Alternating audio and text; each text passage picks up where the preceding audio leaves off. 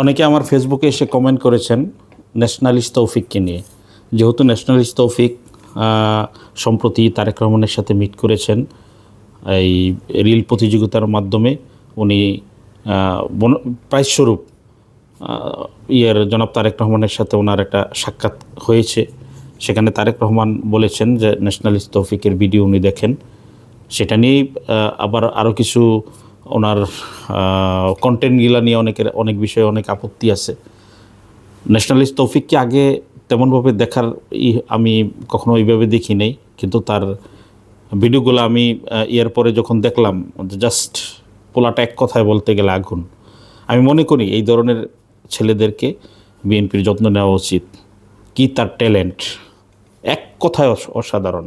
এবার আমি বলি আপনাদের যারা ন্যাশনালিস্ট তৌফিককে নিয়ে দ্বিচারিতা আছে, যে উনি মুখের ভাষা একটু খারাপ করেন বা গালিগালাজ করেন, যদি সহজ ভাষায় বলি, কেন আপনারা তো জেনজিদের গালিটাকে সহজভাবে নিছেন, তাহলে এখন আবার তৌফিককে নিয়ে আপনাদের এত অ্যালার্জি কেন? তৌফিককে নিয়ে কেন আপত্তি?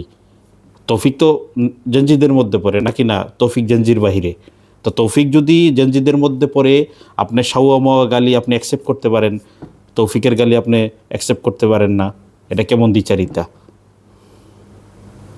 তৌফিকের ট্যালেন্টটা কোথায় আপনি সহজেই বুঝবেন। তৌফিকই এমন একজন ট্যালেন্ট যে পিনাকিকে তার ব্যাপারে কথা বলতে পিনাকিকে বাধ্য করেছেন। পিনাকিকে নিয়ে যখন তৌফিক ভিডিও বানাইছে, পিনাকি এটা সহজভাবে নেয় নাই, কিন্তু কিছু বলার ছিল না, কারণ তৌফিকের যে কন্টেন্টগুলো হয় এটা হয় তথ্যবহুল, এটার মধ্যে যথেষ্ট পরিমাণের তথ্য থাকে। সেই সময় পিনাকি কিছু বলতে না পারলেও যখন সে সুযোগ পেয়েছে, তৌফিককে নিয়ে সে কথা বলেছে পিনাকি।